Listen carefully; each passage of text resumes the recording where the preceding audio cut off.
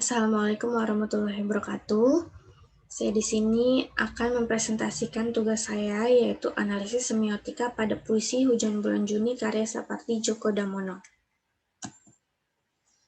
Tugas semiotika oleh Irma Nur Afifah, PBSIC 2015, NIM 1520124109, Pendidikan Bahasa dan Sastra Indonesia, Fakultas Bahasa dan Seni, Universitas Negeri Yogyakarta.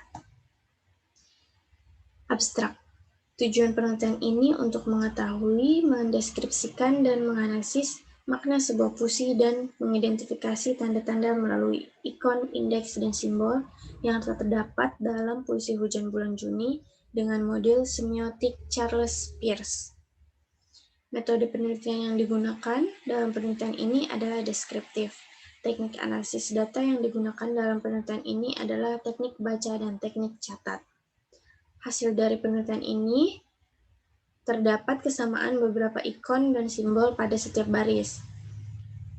Hasil dengan menggunakan pendekatan heuristik, beberapa baris dalam setiap kalimat, dan sedangkan dengan menggunakan pendekatan hermeneutik, puisi Hujan Bulan Juni, seperti yang kita ketahui bahwa bulan Juni adalah musim kemarau, maka puisi ini artinya menunggu.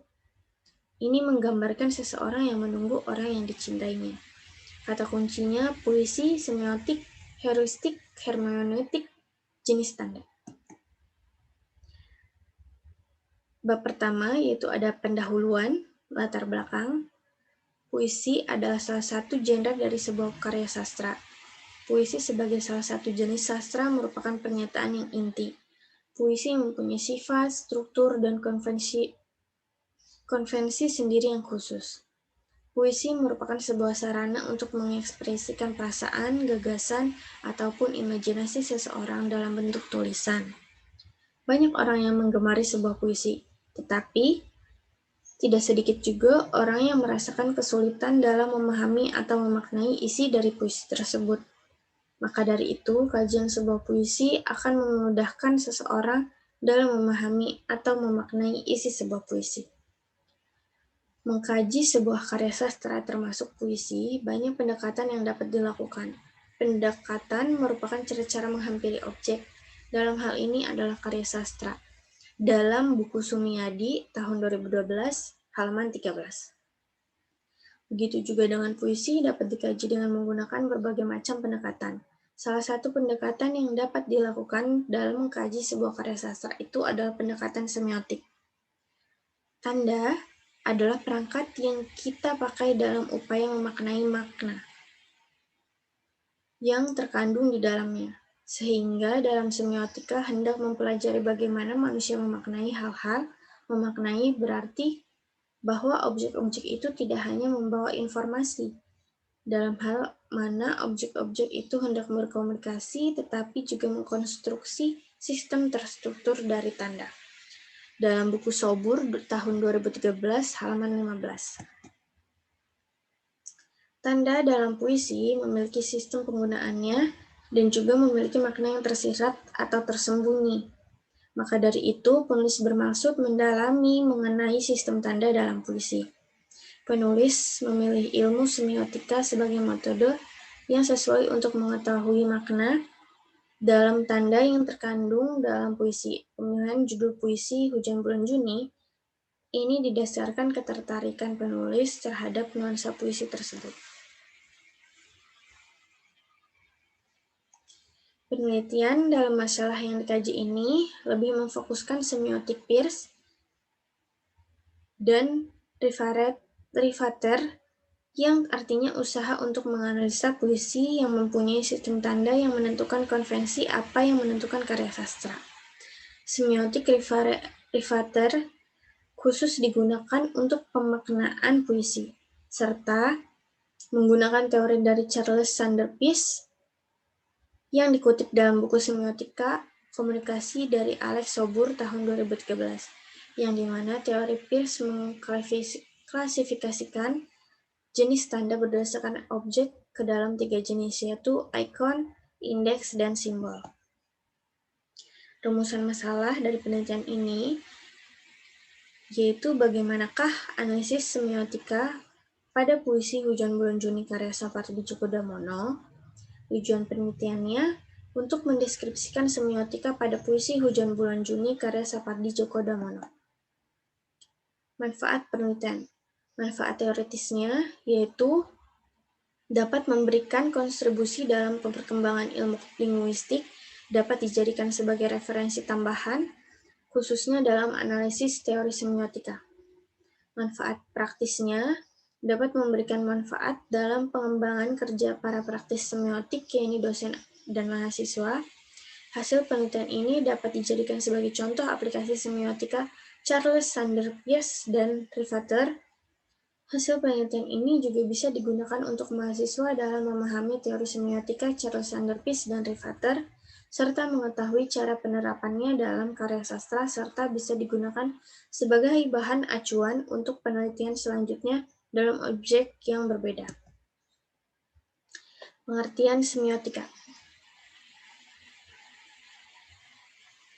Sobur 2013 halaman 15 mendefinisikan semiotika sebagai suatu ilmu atau metode analisis untuk mengkaji tanda.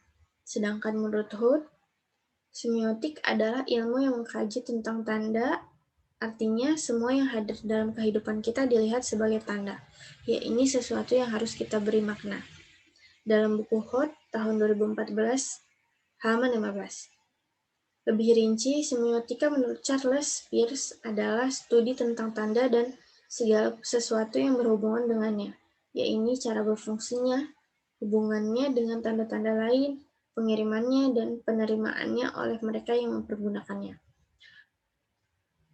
Oleh Van Zoos dalam Vera tahun 2014 halaman 2. Semiotika sering diartikan sebagai ilmu signifikansi, dipelopori oleh dua orang, yaitu ahli linguistik Swiss, Ferdinand de Saussure, dan seorang filosofis pragmatisme Amerika, yaitu Charles Sanders Peirce. Kedua tokoh tersebut mengembangkan ilmu semiotika secara terpisah dan tidak mengenal satu sama lain. Latar belakang keilmuan Saussure adalah linguistik, sedangkan Peirce filsafat. Saussure menyebut ilmu yang dikembangkan semiologi, sedangkan Peirce menyebut ilmu yang dibangunnya atau dikembangkannya semiotika. Dalam Vera tahun 2014 halaman 3. Suatu tanda menandakan sesuatu selain dirinya. Tanda pada dasarnya akan mengisyaratkan suatu makna yang dapat dipahami oleh manusia yang menggunakannya. Bagaimana manusia mengasosiasikan objek atau ide dengan tanda. Hal ini selaras dengan pendapat Charles Sanders Peirce dalam buku Sobur tahun 2003 halaman 15 bahwa semiotika sebagai a relationship of meaning, an object and a meaning, suatu hubungan di antara tanda, objek, dan makna. Charles Sanders Peirce membagi tanda berdasarkan objek, yaitu 1. Icon adalah tanda yang hubungan penanda dan petandanya bersifat bersamaan, bentuk alamiah, atau dengan kata lain, ikon adalah hubungan antara tanda dan objek acuan yang bersifat kemiripan. 2. Indeks adalah tanda yang menunjukkan adanya hubungan alamiah antara tanda dan petanda yang bersifat kausal, atau hubungan sebab akibat, atau tanda yang langsung mengacu pada kenyataan. 3. Simbol adalah tanda yang menunjukkan hubungan alamiah antara penanda dengan petandanya.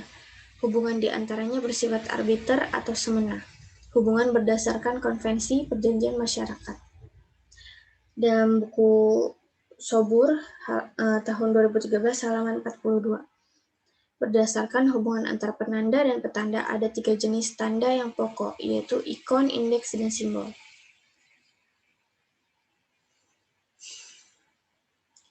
Ikon adalah tanda hubungan antara penanda dan petandanya bersifat bentuk alamiah. Misalnya, potret orang yang menandai orang yang dipotret. Indeks adalah tanda yang menunjukkan adanya hubungan alamiah antara tanda dan petanda yang bersifat kausal atau hubungan sebab akibat. Misalnya, asap itu menandai api. Suara itu menandai orang yang mengeluarkan sesuatu. Simbol adalah tanda yang tidak menunjukkan hubungan alamiah antara tanda dan petandanya. Hubungan antaranya bersifat arbiter atau semaunya. hubungannya berdasarkan konvensi masyarakat. Arti simbol ditentukan oleh masyarakat. Misalnya, kata ibu berarti orang yang melahirkan kita. Itu terjadi atas konvensi atau perjanjian masyarakat Indonesia.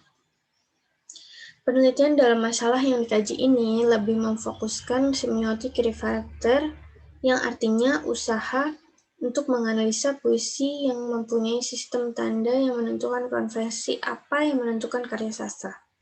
Semiotik rivater khusus digunakan untuk pemaknaan puisi. Karya sastra juga mempunyai struktur fisik dan batin yang dipakai untuk menganalisis sajak, yaitu struktur fisik berupa diksi dan struktur batin yaitu nada. Aspek dari semiotik rivater yang harus diperhatikan dan dipahami dalam memaknai puisi ada 6 hal, di antaranya adalah pembacaan heuristik, pembacaan hermeneutik, matriks, model, varian, dan hipogram.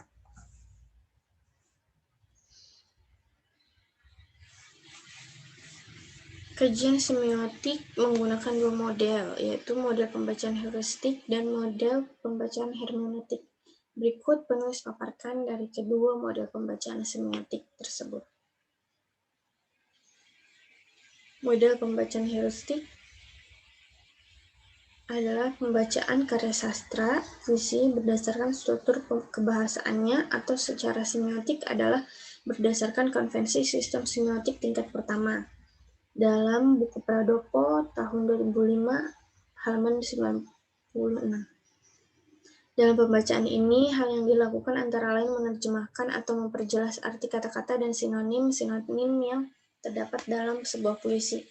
Pembacaan heuristik pada puisi dapat dilakukan dengan parafrase dengan menggunakan bahasa yang lebih logis, pemaknaan yang sesuai dengan sintaksis atau tata bahasa.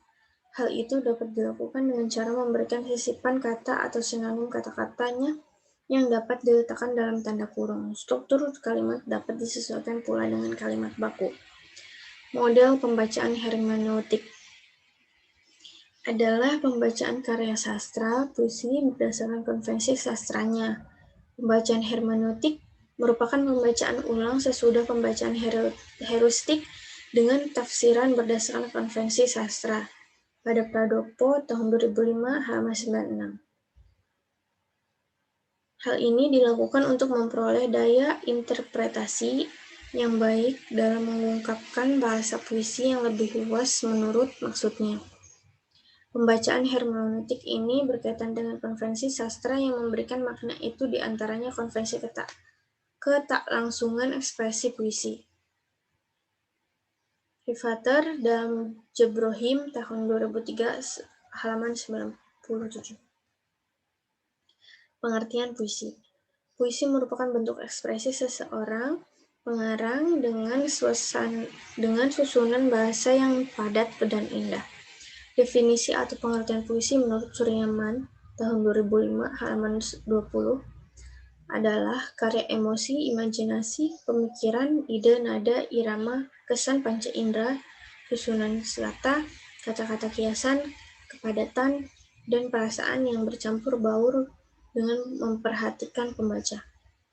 Lebih lanjut, Pradopo tahun 2010 halaman 7 memaknai puisi sebagai ekspresi pemikiran yang membangkitkan perasaan yang merangsang imajinasi panca indera dalam susunan yang berirama.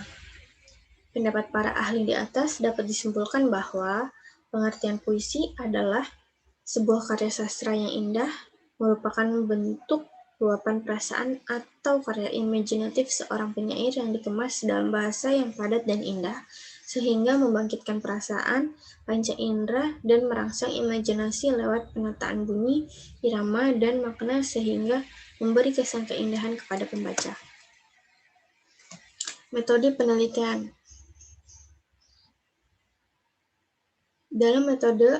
Dalam penelitian, penulis menggunakan metode deskriptif yang merupakan suatu metode yang menyelidiki keadaan, kondisi, atau hal-hal lain yang sudah disebutkan, yang hasilnya dipaparkan dalam bentuk laporan penelitian.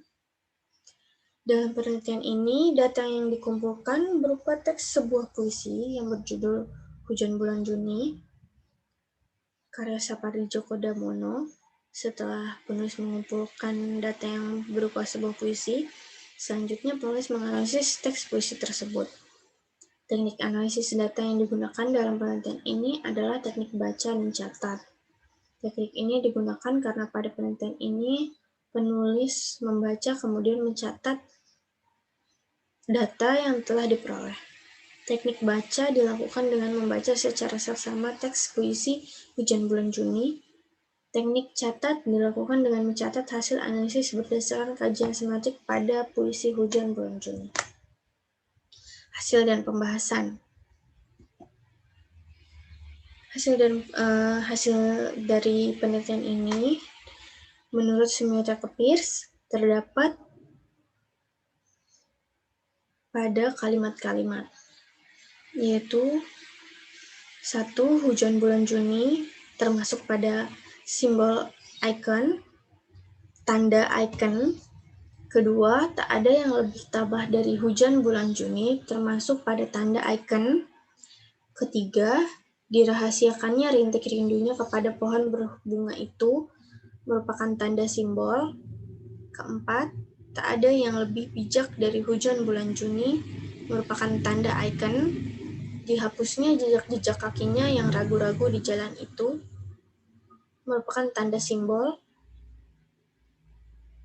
Yang keenam, yaitu tak ada yang lebih arif dari hujan bulan Juni merupakan tanda ikon.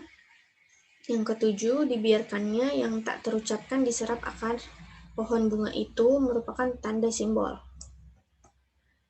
Menurut dengan semiotik Rivaret, model pembacaan heuristik yaitu 1. Hujan bulan Juni. Dari judul puisi Hujan bulan Juni memiliki arti hujan yang terjadi di bulan Juni. 2. Tak ada yang lebih tabah dari hujan bulan Juni.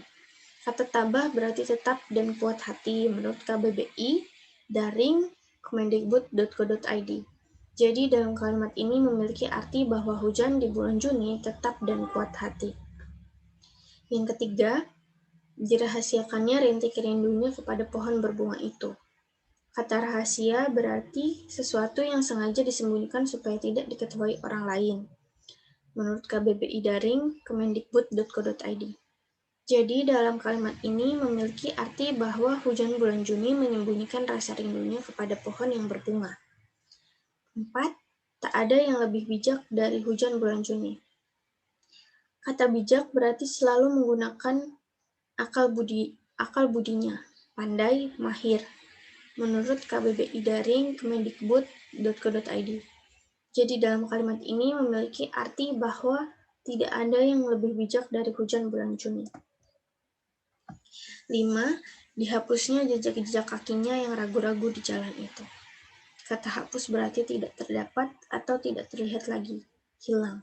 Menurut KBBI daring kemendikbud.go.id. Jadi dalam kalimat ini memiliki arti bahwa hujan di bulan Juni menghapus jejak-jejak kaki yang ragu-ragu di jalan. 6. Tak ada yang lebih arif dari hujan bulan Juni. Kata arif berarti bijaksana, cerdik dan pandai, berilmu. Menurut KBBI daring kemendikbud.go.id. Jadi dalam kalimat ini memiliki arti bahwa hujan di bulan Juni sangat arif, bijaksana, cerdik, dan pandai. 7. Dibiarkannya yang tak terucapkan diserap akar pohon bunga itu. Kata biar berarti agar, supaya. KBBI daring kemendikbud.go.id. Jadi dalam kalimat ini memiliki arti bahwa hujan bulan Juni dibiarkan begitu saja agar diserap akar pohon bunga. Hasil dari metode pembacaan hermeneutik, puisi Hujan Bulan Juni dapat dimaknai dengan melihat judul yang dibuat oleh penyairnya, yaitu Hujan Bulan Juni. Seperti yang sudah kita tahu bahwa bulan Juni berada pada musim kemarau yang jarang sekali terjadi hujan. Jadi hujan bulan Juni dapat disimbolkan sebagai penantian. Dalam puisi ini menggambarkan seseorang yang tengah menanti seseorang yang ia kasihi. Untuk memaknai puisi Hujan Bulan Juni, secara keseluruhan dapat dilihat pembacaan hermeneutik pada setiap baitnya. Bait pertama, menggambarkan ketabahan seseorang dalam menanti sang pujaan hati. Ketabahannya tidak sebanding dengan tabahnya hujan di bulan Juni yang sangat tabah sedangkan dirinya tidak setabah itu. Pada bait ini juga digambarkan bahwa ia menyembunyikan rasa rindunya kepada pujaan hatinya. Pohon berbunga itu diartikan sebagai seseorang yang indah dan dinanti. Bait kedua menggambarkan kebijakan seseorang yang sangat bijak dan tidak ada yang melebihi kebijakan penantiannya itu. Ia menghapus semua jejak yang pernah ada dari rasa ragu atau keraguan yang telah menghinggapinya pada dirinya. Bait ketiga menggambarkan bahwa tidak ada yang lebih arif dari sebuah penantiannya. Ia hanya menyimpan rasa rindu dan cintanya itu dengan berdiam diri. Pada bait ketiga ini juga digambarkan bahwa sebuah penantian yang diikuti dengan rasa ikhlas maka akan berbuah manis. Cinta yang ia pendam selama ini akhirnya diterima sang pujaan hati. Hal ini dapat dilihat dari larik keempat pada bait terakhir, diserap akar pohon bunga itu. Dan ia membiarkan tidak terucap segala apa yang ia rasakan selama penantian. Dari ketiga bait puisi tersebut dapat dimaknai bahwa apabila kita mencintai seseorang dan kita menanti perjumpaan dengannya, kita harus seperti hujan di bulan Juni, yang sangat jarang terjadi. Penantian yang dilakukan harus sangat tabah, bijak, dan arif. Kita harus bisa menahan rasa rindu dan menghapus pikiran-pikiran yang negatif pada diri kita, sehingga penantian yang selama ini dilakukan tidak akan sia-sia dan akan berbuah manis. Kesimpulannya, puisi Hujan Bulan Juni karya Sapardi Djoko Damono ditemukan tanda-tanda yang berupa ikon dan simbol pada setiap larik puisinya. Dengan menggunakan model pembacaan heuristik dan dari setiap kalimat pada larik puisi tersebut didapatkan banyak arti yang terkandung dalam Kamus Besar Bahasa Indonesia. Sedangkan dengan menggunakan model pembacaan hermeneutik, puisi Hujan Bulan Juni dapat dimaknai dengan melihat judul yang dibuat oleh penyairnya, yaitu Hujan di Bulan Juni. Seperti yang sudah kita tahu bahwa bulan Juni berada pada musim kemarau yang jarang sekali terjadi. Jadi hujan bulan Juni dapat disimbolkan sebagai penantian. Dalam puisi ini menggambarkan seseorang yang telah menanti seseorang yang ia kasihi. Untuk memaknai puisi Hujan Bulan Juni secara keseluruhan, dapat dilihat pembacaan hermeneutik dari setiap baitnya. Dari ketiga bait puisi Hujan Bulan Juni, dapat dimaknai bahwa apabila kita mencintai seseorang dan kita menanti perjumpaan dengannya, kita harus seperti hujan di bulan Juni, yang sangat jarang terjadi. Penantian yang dilakukan harus sangat tabah, bijak, dan arif. Kita harus bisa menahan rasa rindu dan menghapus pikiran-pikiran yang negatif pada diri kita, sehingga penantian yang selama ini dilakukan tidak akan sia-sia dan akan berbuah manis. Daftar pustaka menggunakan buku Arikunto Suharsini tahun 2013 dengan judul Prosedur Penelitian Suatu Pendekatan Praktik, Jakarta, PT Rineka Cipta. 2. Djoko Damono Sapardi 2013, Hujan Bulan Juni 1994, Sepilihan Sajak, Jakarta Gramedia. Hud Beni H. 2014, Semiotik dan Dinamika Sosial Budaya Ferdinand de Saussure, Roland Barthes Jabrohim, 2003, Metodologi Penelitian Sastra, Yogyakarta, Hanindita Grahawidya. Paradopo Dr. 2005, Beberapa Teori Sastra, Metode Kritik, dan Penerapannya, Yogyakarta Pustaka Pelajar. Paradopo Dr. 2010, Pengkajian Puisi, Yogyakarta Gajah Mada University Press. Sobur Alex 2013, Semiotika Komunikasi, Bandung, PT Remaja Roksda Karya. Sumiyadi 2012, Sastra Indonesia, Bandung, UPI Press. Suryaman dan kawan-kawan 2005, Kajian Puisi Yogyakarta UNY. Vera Nawiroh 2014, Semiotika dalam Riset Komunikasi, Bogor, Penerbit Galia Indonesia. Telah sampai pada ujung penelitian, sudah selesai saya presentasikan semuanya. Akhir kata, terima kasih. Wassalamualaikum warahmatullahi wabarakatuh.